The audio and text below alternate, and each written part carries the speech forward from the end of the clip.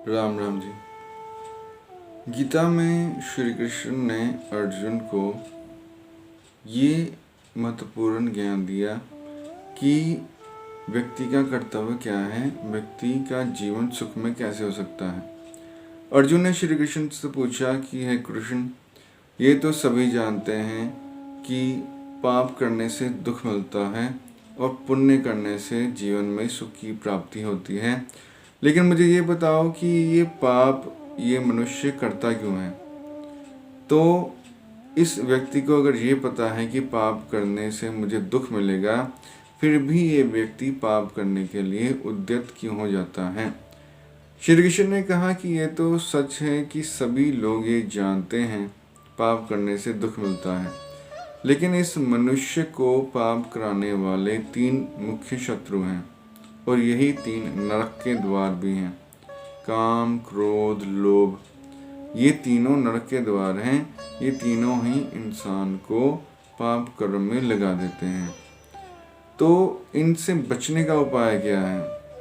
तो स्वामी अखंडानंद जी महाराज कहते थे कि चक्की के 2 पार्ट हैं, उनमें इनको पीस दो।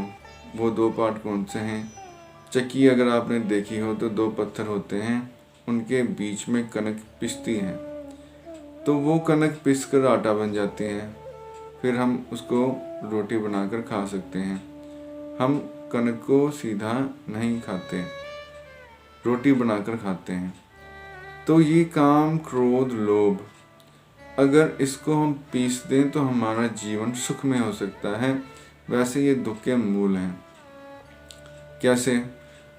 अगर हमारे मन में क्रोध आ गया तो मन में ये काम, क्रोध, लोभ आ सकते हैं। किसी के प्रति भी क्रोध आ गया तो हम किसी को गाली मत दें या हम अपना हाथ ना उठाएं, तो वो क्रोध आकर चला जाएगा। हमारे मन में काम आ गया, हम व्यभिचार ना करें।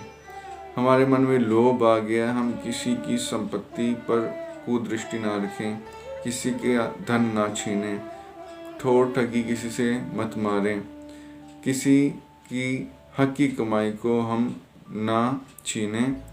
तो ये जो है लोभ का विचार आकर चला जाएगा। तो ये एक तो है बुद्धि से इसका समर्थन करना। हमारे मन में भाव आ गया तो हम उसी समय ब्रेक लगा दें, उसी समय ये सोचें कि ये गलत भाव हमारे मन में आ गया, परमात्मा का चिंतन करना शुरू कर दें। वो अगर चिंतन हम नहीं करते तो हमारे मन में ये आता है, बुद्धि ये कहती है कि हाँ ये भाव बहुत अच्छा आ गया। तो काम, क्रोध, लोभ, इन तीनों में से कोई भी भाव हमारे मन में आता है, हम सावधान हो जाएं, बुद्धि से उसका समर्थन ना करें। बुद्धि हमारी ये बोले कि ये गलत विचार आ गया, इसको हटाना है। हटाना कैसे है। मन को भगवान के नाम के साथ लगाकर। अगर बुद्धि इसका समर्थन करती है तभी क्रिया में ये परिवर्तित होता है। हम किसी का धन छीन लेते हैं, किसी की स्त्री छीन लेते हैं, या हम किसी को मार डालते हैं। ये जो अपराध हैं ये तभी होते हैं जब बुद्धि से हम इसका समर्थन करते हैं। जब ये हम मान लेते हैं कि जो भी हम कर रहे हैं बहुत अच्छा कर रहे हैं, इससे हमको बहुत सुख मिलेगा। तो सुख तो मिलता नहीं है, लेकिन जेल की हवा ज़रूर मिल जाती है और मृत्यु भी हो जाती है, मृत्यु दंड भी मिल जाता है। संसार में हमारा अपमान होता है और हमारी बिलिमना इज्जत खत्म हो जाती है।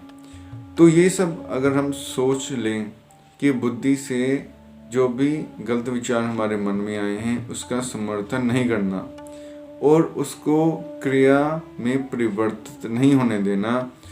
जो काम, क्रोध, लोभ हमसे कर्म करवाना चाहते हैं वो कर्म हमने किसी कीमत पर नहीं करने हैं।